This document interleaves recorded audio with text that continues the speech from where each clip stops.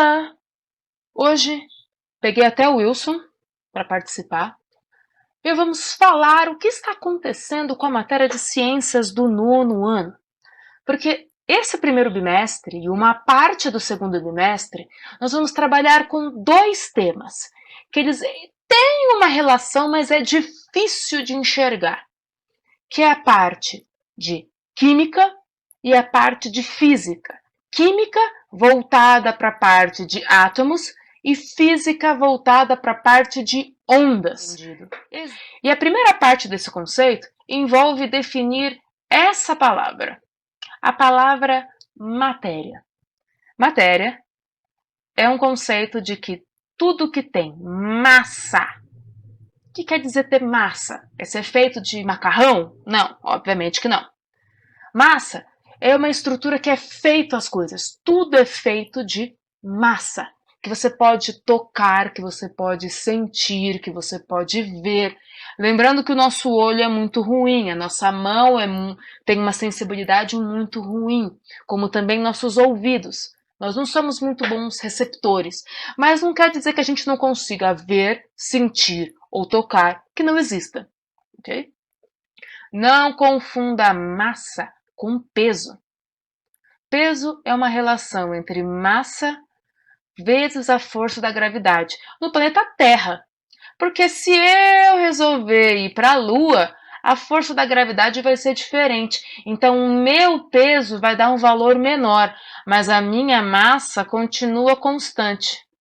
Então eu não emagreci só porque eu fui para a Lua, já que a força da gravidade é menor, o meu peso foi menor. A minha massa sempre será igual. A massa é um valor constante. Como é que eu faço para ganhar massa? Quando eu como. Está dentro do meu estômago, está dentro do meu corpo, está compondo o meu corpo. Ganhei massa. Como é que eu faço para perder massa? Eu vou no banheiro, faço xixi, pronto. Faço cocô, pronto. Pronto, perdi massa. Chorei, perdi massa. Transpirei, perdi massa.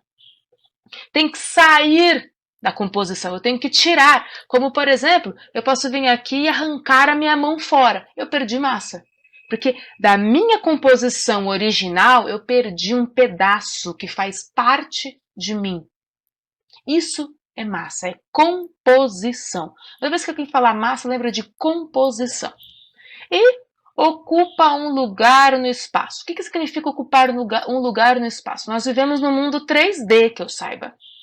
Existem outras dimensões? Existem, mas aí é uma área da física, nós estamos em química.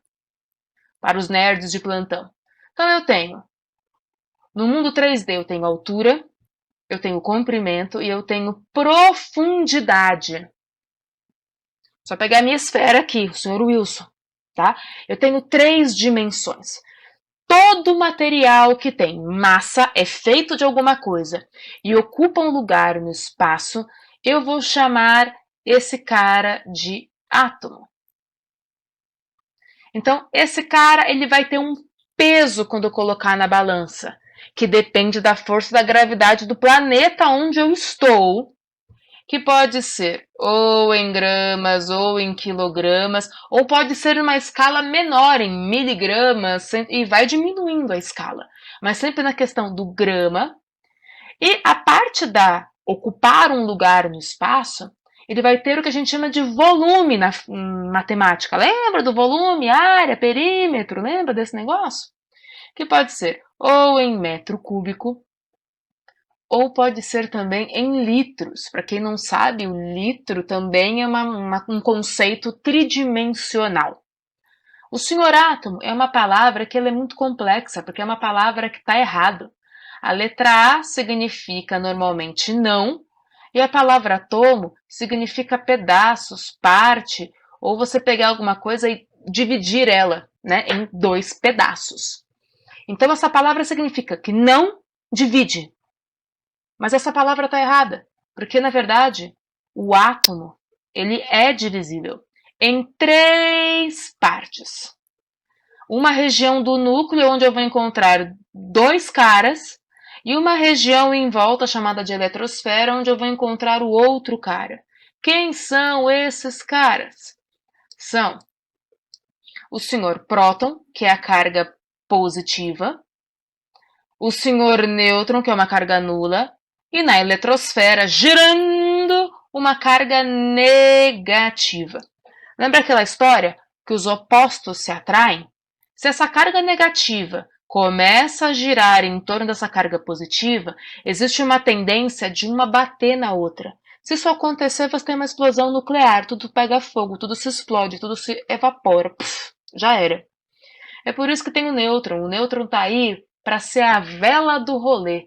Ele não deixa que a carga negativa se aproxime muito da positiva e nem a positiva se aproxime muito da negativa.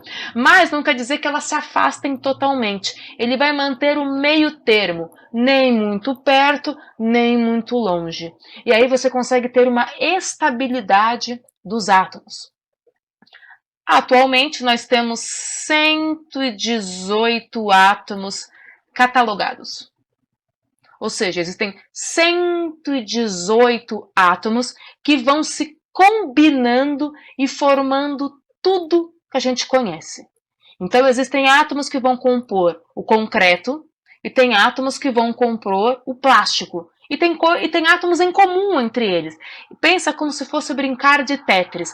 Eu tenho 118 pecinhas diferentes que podem se encaixar ou não. E na hora que você encaixa um no outro, que a gente chama de ligações químicas, você forma uma coisa nova. Então, eu estou lá brincando de Lego. As peças sozinhas não são nada. Agora, quando eu começo a encaixar uma na outra, eu vou construindo coisas diferentes. Da mesma forma que eu posso construir uma casinha, eu posso construir um avião com as mesmas peças. E são coisas diferentes, porque são objetos diferentes. É a mesma coisa com os átomos. Então, eu tenho átomos dessa bolinha que são iguais aos átomos que formam o meu corpo.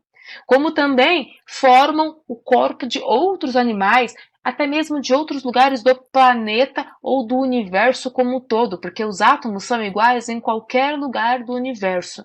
Então, o oxigênio que eu respiro aqui agora, se eu encontrar algum outro planeta que tem oxigênio, ele vai ser igual a esse.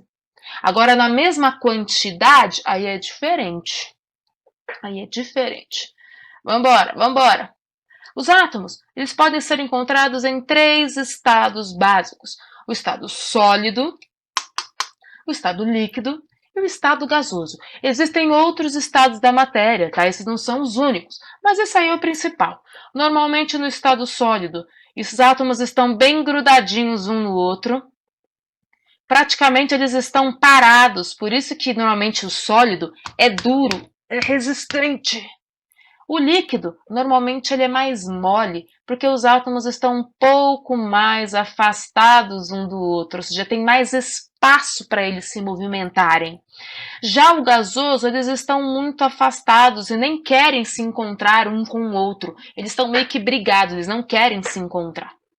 Então, pensando nesse conceito, quando eu estou no estado sólido, significa que eu tenho muita pressão para manter esses caras bem perto um do outro. No estado líquido, a pressão é um pouco menor e no estado gasoso quase não tem pressão para manter eles próximos, porque eles estão muito afastados. Se eu aumentar a pressão e começar a apertar esses átomos, eu posso fazer o estado gasoso se transformar no estado líquido. Se eu apertar mais, eu posso fazer transformar no estado sólido. Da mesma forma, se no estado sólido eu aliviar a pressão, ele pode virar líquido. Se eu aliviar mais a pressão, ele pode virar gasoso. Então, quando eu pego um cubo de gelo e ele vai transformar numa pocinha de água e vai evaporar e virar vapor, não é só mexer com a temperatura. Eu também preciso mexer com a pressão. Então, quando eu aumentar a temperatura, eu tenho que diminuir a pressão. Senão eu não consigo transformar de sólido para líquido e líquido para gasoso. Eu não consigo fazer isso. Da mesma forma, ao contrário. Se eu diminuir a temperatura, ou seja, esfriar, eu tenho que aumentar a pressão para sair do gasoso e para o líquido e congelar ir para o sólido. Essas transformações de um estado para outro têm nome. De sólido para líquido é a famosa fusão. De líquido para gasoso tem vários nomes. O mais famoso é o vaporização, mas tem vários nomes, também tem variações linguísticas. No livro didático, cada hora eles chamam de um jeito, certo? Opa, aqui é gasoso. Agora, eu posso pegar o gasoso e voltar para o líquido. É a liquefação. Ou do líquido voltar para o sólido. Solidificação. E eu também posso pular etapas. Eu posso ir do sólido e já ir direto para o gasoso. Eu já pulei, nossa, agora o G é bonito. Eu posso ir direto, sem passar pelo líquido. Como eu posso do gasoso ir direto para o sólido, sem passar pelo líquido. Quem faz isso? Gelo seco, por exemplo. Eu passo direto de um para o outro, ele não fica líquido em nenhum momento, ele já sai de uma pedrinha de gelo e já vira vapor imediatamente. Isso pode acontecer, chamado de sublimação ou também chamado de ressublimação. Normalmente, quando você vai do sólido para o gasoso, é sublimação, e do gasoso para o sólido, a gente costuma usar a palavra ressublimação.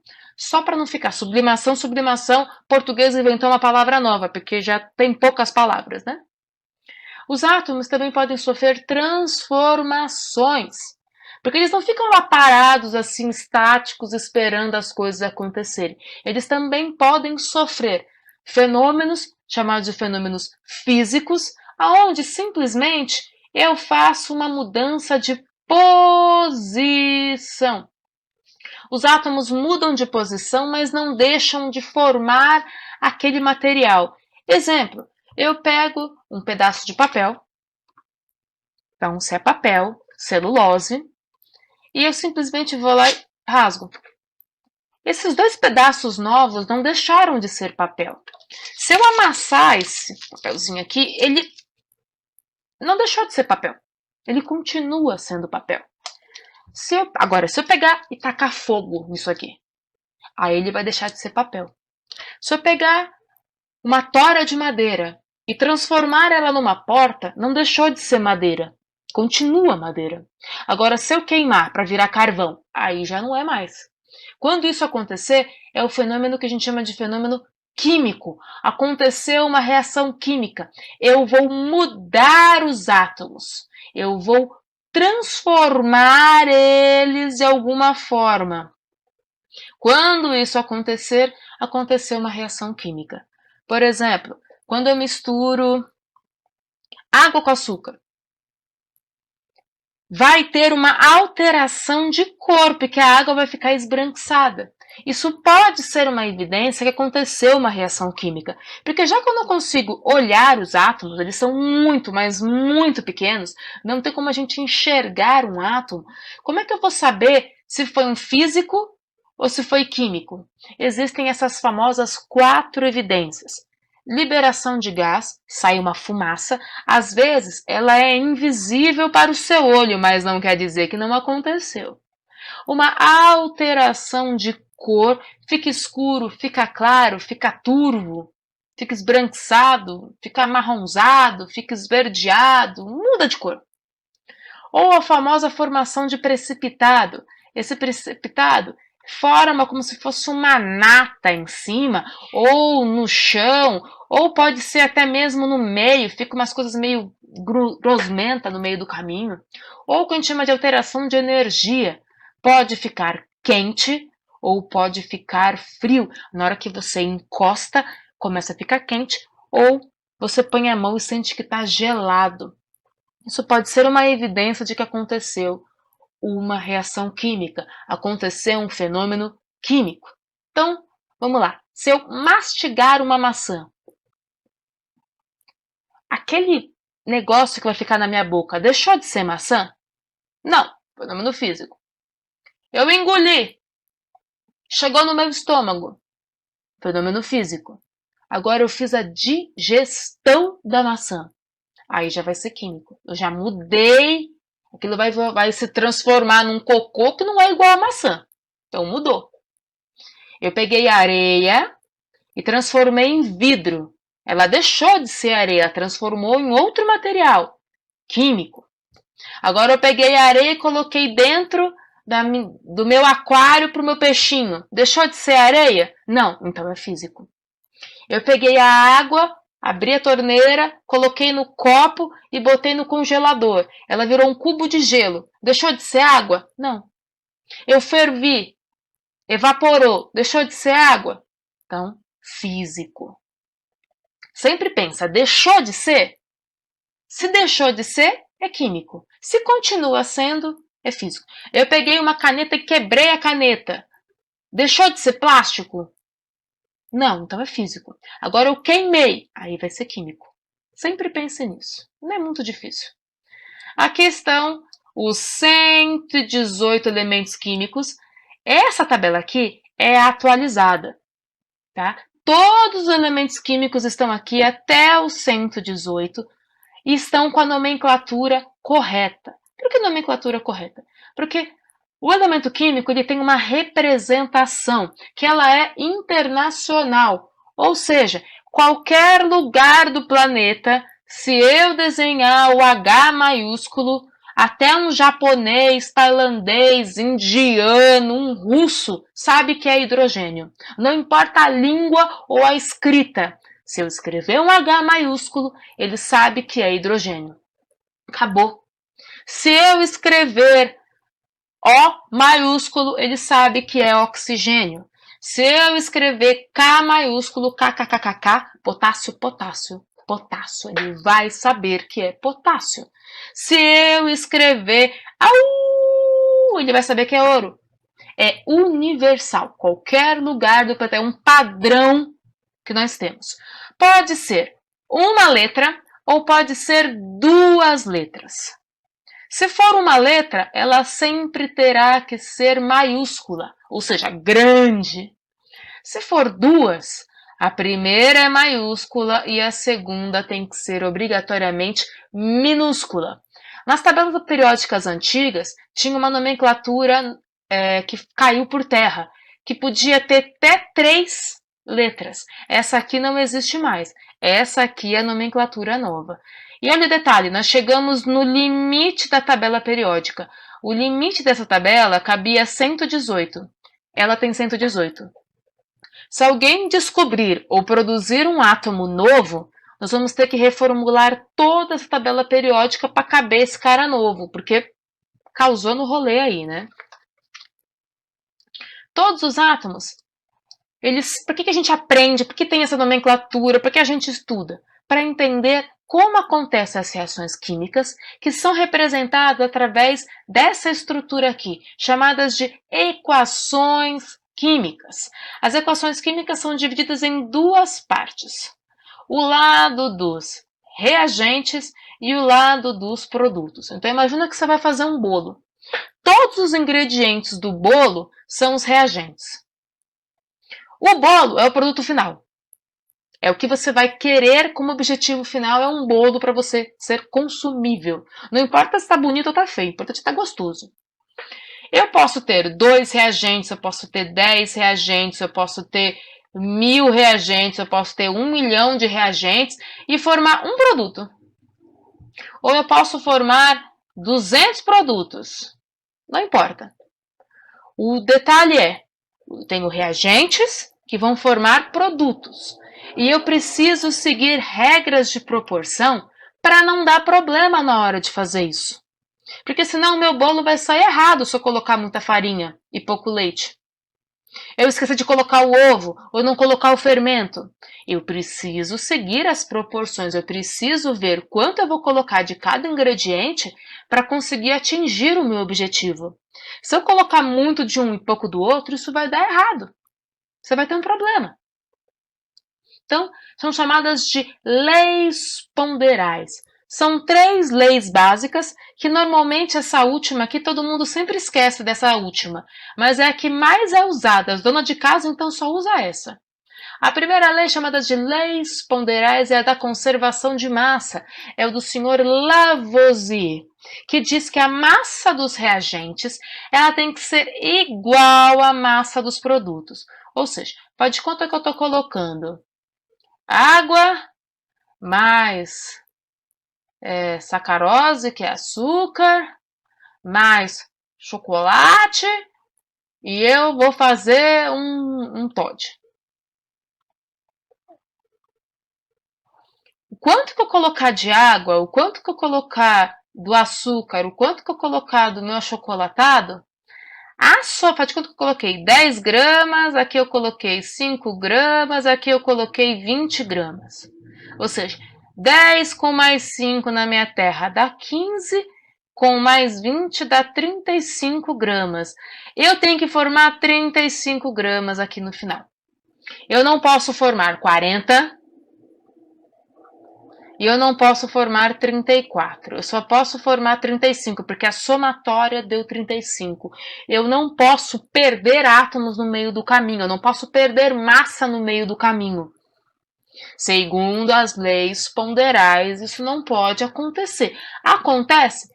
Sim, porque pode se perder, mas nas leis ponderais, a gente considera um sistema fechado, um sistema perfeito.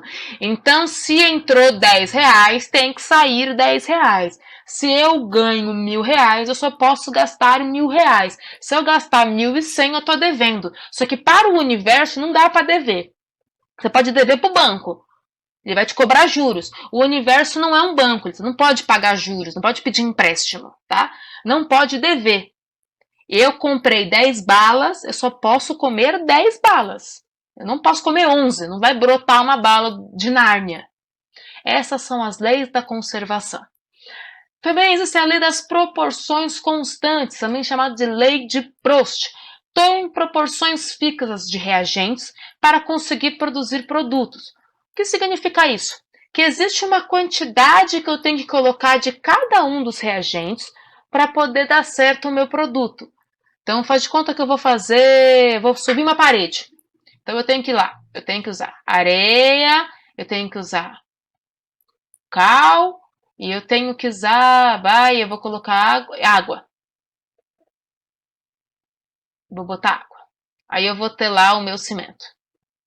Eu tenho uma quantidade de areia que eu tenho que colocar, para a quantidade de cal que eu tenho que colocar, para a quantidade de água que eu tenho que colocar, para produzir o meu cimento, para botar o meu tijolinho lá e subir. Ainda tem o cascalho ainda no meio do caminho que eu tenho que botar também, não esqueça do cascalho. Também tem um pouquinho de cascalho. Se eu não seguir essa proporção correta, se eu colocar muita areia e eu colocar pouca água e pouco cal e pouco cascalho, o que vai acontecer? A minha parede vai ficar frágil, ela vai ficar esfarelenta. E aí, o que vai acontecer? Vai desgrudar um cimento, um tijolo do outro e a minha parede vai cair. Agora, e se eu resolver fazer o contrário? E se eu resolver colocar muita água, muito cascalho, mas eu colocar pouca areia e pouco cal? A massa vai ficar muito mole e não vai secar. Não vai grudar um tijolo no outro. E aí, a parede não vai conseguir subir. Porque eu vou começar aí, ela vai tombar para o lado, ela vai desmoronar. Ela não vai cair porque desfaleceu, ela vai desmoronar. Vai tudo aguaçar tudo. Eu não vou conseguir grudar. Então, eu tenho que fazer uma proporção correta para produzir um produto final eficiente, para não sobrar nada. Porque se eu deixar sobrar algum produto, eu perdi dinheiro. E no universo não tem dinheiro, mas você perdeu matéria, você perdeu energia, você perdeu átomos. E isso não pode acontecer.